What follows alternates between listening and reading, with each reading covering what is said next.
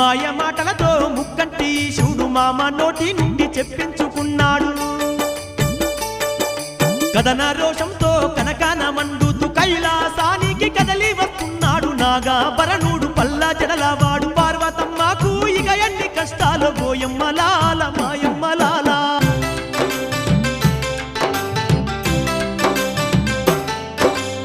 కనకన మండుతూ కైలాసానికి చేరుకున్నాడు పరమశివుడు. ఆకాశానికి అర్ధగజం ఎత్తు మామిడి మద్దులు చింతమద్దులు సిరిగంధం చెట్లతోని కాష్టాన్ని పేర్పించినాడు శివదూతలతోని శివశంకరుడు.